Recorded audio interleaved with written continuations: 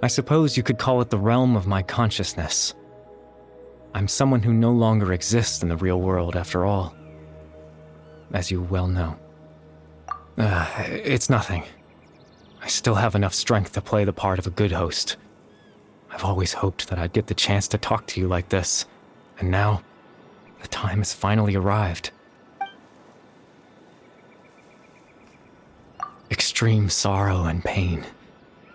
Hope and regret coursing through your veins. And a degree of abyssal power that defies comprehension.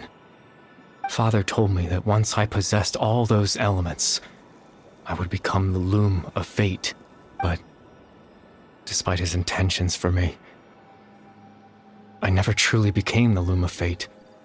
I was merely used as a means for its construction. In truth, I died the moment I set everything in motion.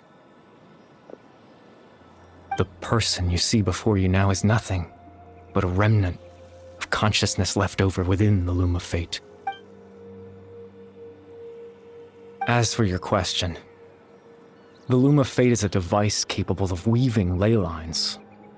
In its primitive form, it can only be used to create and implant memories. But as more of it is completed, its power becomes stronger and stronger, until finally, it has the power to weave real ley lines of its own. Once fully completed, the moment it gains the power to weave ley lines, it loses the lower-level ability to influence memories, but it also becomes a tool that can change the entire world. Yes, I have the ability to control the loom in its semi-completed form. I suppose you can think of it as a form of compensation. After all, its existence cost me my life.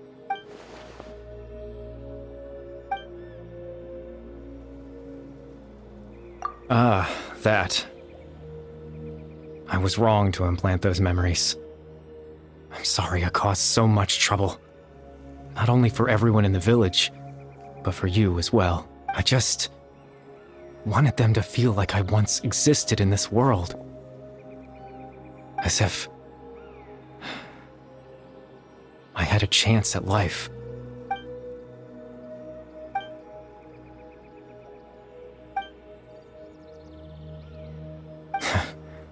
I know what you must be thinking. Why would I do something so meaningless? But I just couldn't accept it. I had to know what it would be like if I had my own life. What kind of person I would be. What other people would think of me.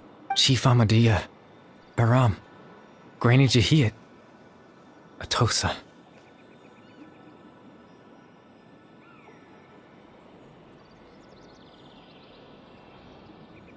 What would it be like if I could live alongside them? No cataclysm, no curse. Just a quiet life in a peaceful village. I was curious, so I selfishly tried to have my own life.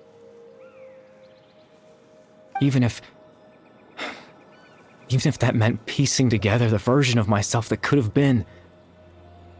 One memory at a time. I know it sounds stupid. After all, my life ended a long time ago. Any chance at living was stripped away from me when I was 8 years old. My consciousness left to mature in an illusory world of nothingness. Even the form you see before you was Nothing but an invention based on my father's appearance. An imagined version of what I would look like if I had the chance to grow up.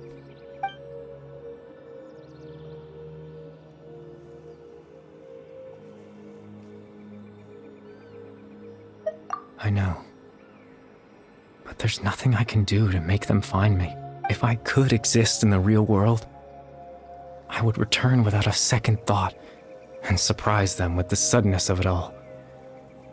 But, well, that's not possible for me.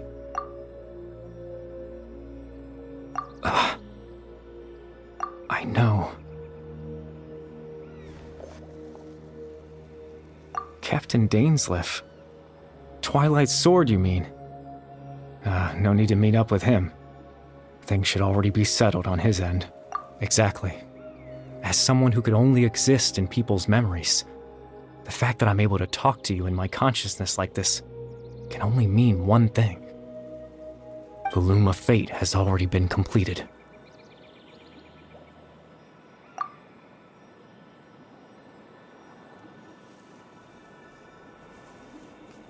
No need to worry about Captain Dainsleif. He's absolutely fine. The only reason he lost the eye was because I happened to guess exactly what he was planning. Captain Dainsleif has had the eye inside his body this whole time, hasn't he? His plan was to lure the Abyss Order to a false location, capitalizing on their pursuit of the eye in order to have the chance to confront the princess. He would then hand the eye to you and tell you to take it away from that location. That way, Captain Dainsleif could accomplish his own goal and ensure the safety of the eye all at once. A very thorough plan. That's right, because in his mind, he had given it to you already.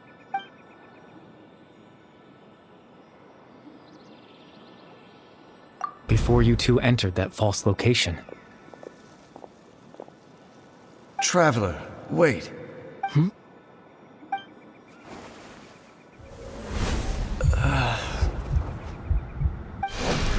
We've no time to lose. Let's head inside.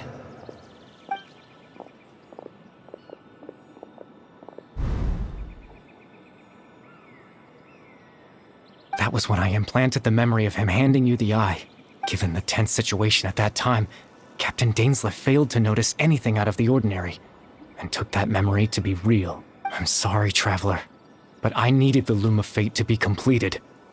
And to do that, we had to retrieve the eye.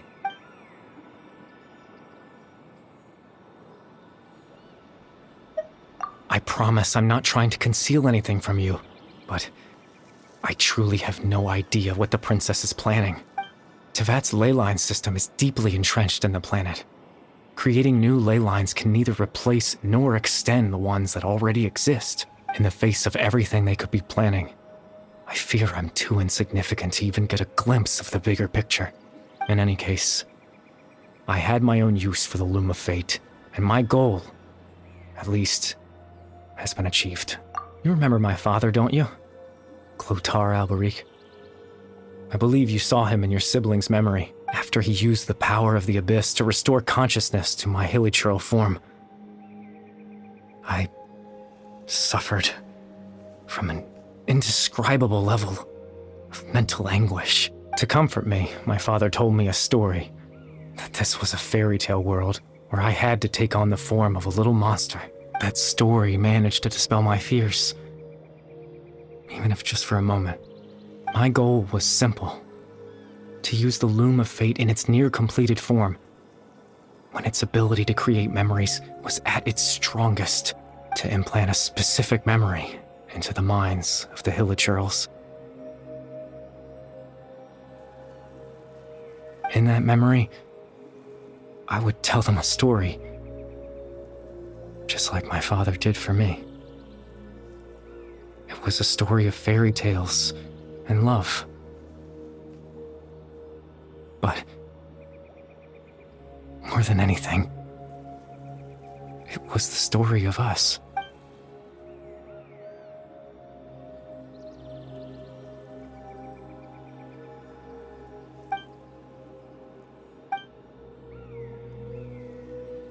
I can't change the world. Not when I lost the very right to exist within it. Implanting those memories, That was the most worthwhile thing I could offer. All that's left of my existence is a wisp of residual consciousness tied to the loom of fate. In truth, that trace of my consciousness should have dissipated long ago. My goal was the one thing that allowed me to hold on all this time. But now, the bedtime story is finished. And it's finally time to rest.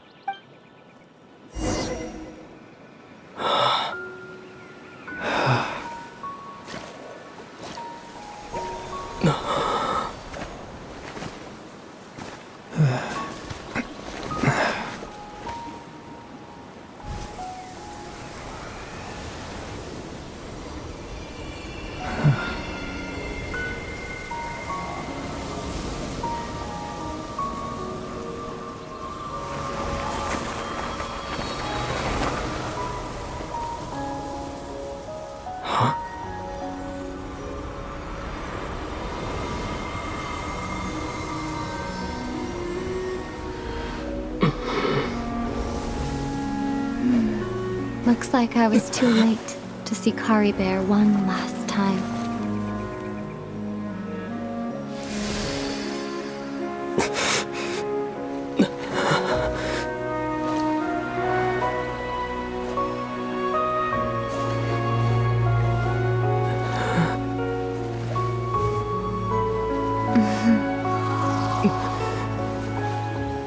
Kari Bear's consciousness is gone, and this space will soon disappear along with it. Neither of us belongs here. That's why we're not tangible. Were that not the case, I'd love to hug you too. Well, how about a conversation?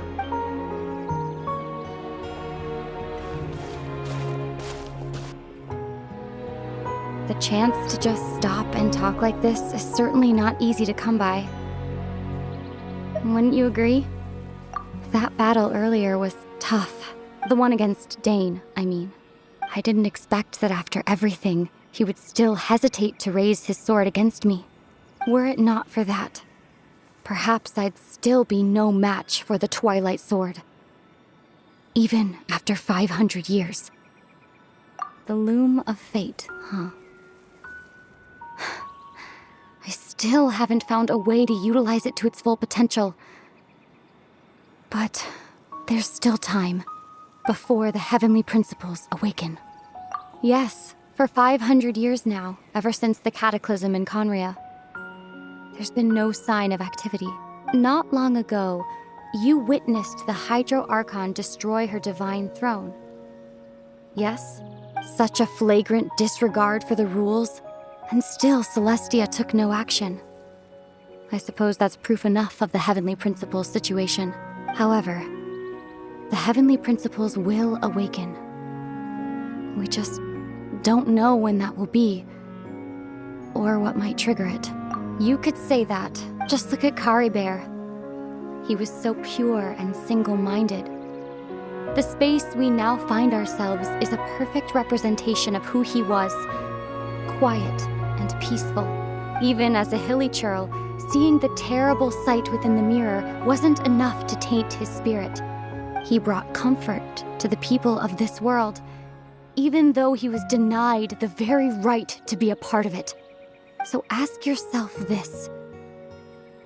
Who was it that deprived him of that right to exist?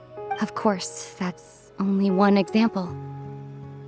My feelings about the Heavenly Principles are too complicated to explain in just a few words. Ether?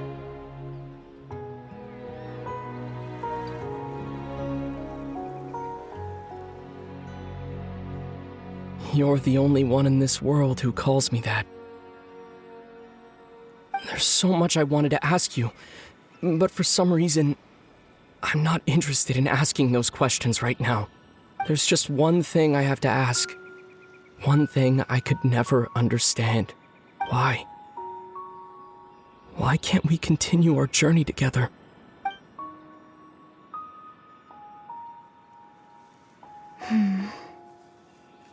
At the end of my journey, I arrived at a place known as the Sea of Flowers at the end. Do you remember?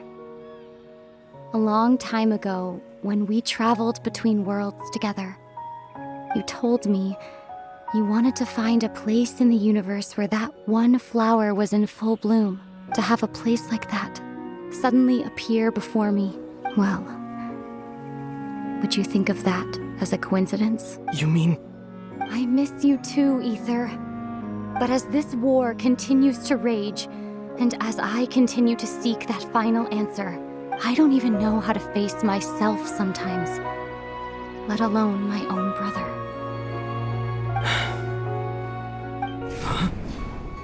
What's going on? This space has lost its tether. I doubt it'll be able to exist much longer. In fact, aside from our inability to physically interact with each other, there's something else you should know about this space. With Kari Bear gone, we won't be able to remember anything that happened here. Everything in this space will be wiped from existence, including all memory of our reunion. You're only telling me this now?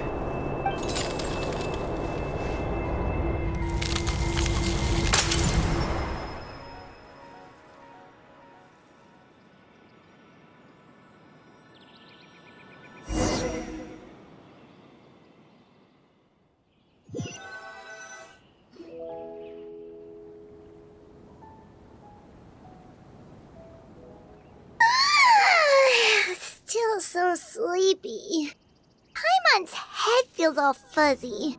Oh, Paimon woke up a little earlier than you, so Paimon will fill you in. The villagers said that they saw us sleeping near the village yesterday. They couldn't wake us up no matter how hard they tried, so they decided to just bring us back here. Oh, and Dane came by just now. It looked like he was injured. He didn't say anything, though. Just made sure that you were all right and left. Kinda seemed like he had a lot on his mind, but that's Dane for ya. Let's think for a second. We were in that memory, and we saw that guy you called Kari Bear. He was the missing villager that we've been trying to find, right? And after that, Paimon doesn't remember what happened. Wait, really? What a score!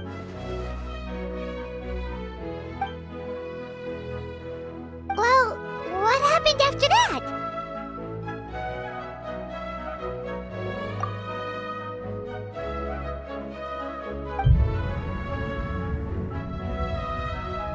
Ah, there you are. Sleep well? Bayram? You sure seem happy. Did something good happen? Something good? Huh. Wasn't anything good or bad, I'd say. It's just that, well, the village organized another search party yesterday. It didn't feel right to leave all the searching to the adventurers. So there we were, searching away, when suddenly this one guy said it all came back to him. According to him, one day around dusk, he was passing by this one tree outside the village, and he saw our missing villager. There he was, sleeping under that tree all by himself.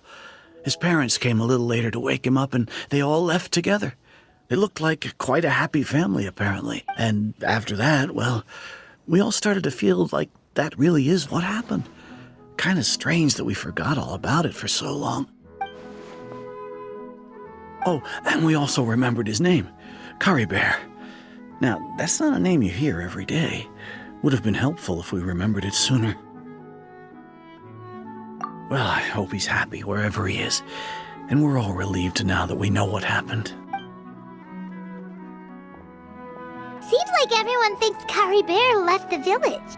That's probably for the best. At least they have some sort of explanation now.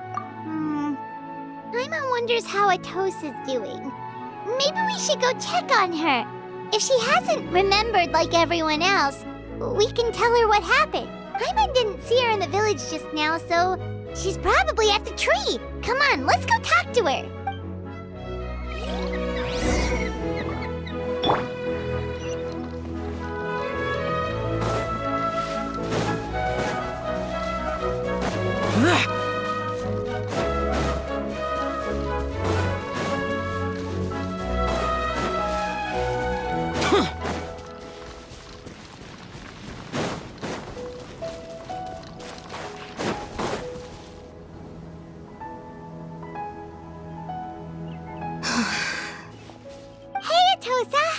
doing? Oh, it's you two. I was just about to go looking for you. I wanted to thank you. I was part of the search party, so I remember what happened to Kari Bear now.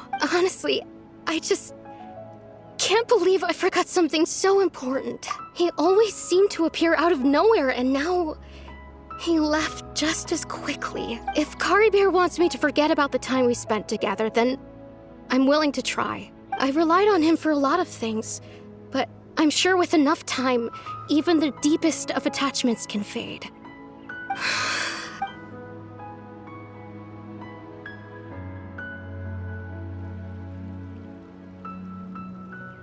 Okay, I'll admit. I'm just putting on a brave face. I was dumped, wasn't I? Otherwise, why would he just leave like that without saying goodbye? You don't need to comfort me. I'll be okay. It's just like Kari Bear said. It's the things we overcome that make life more precious. And you know, if he has a heart, maybe he'll come back and see me one day. Anyway, thanks for all your hard work, you two. I promised I'd help Granny Jahiet with something, so I should head back. Goodbye. Well, that should be it, right? Everyone's lives can go back to normal now. Oh, right! Weren't you about to tell Paimon what happened after your conversation with Kari Bear?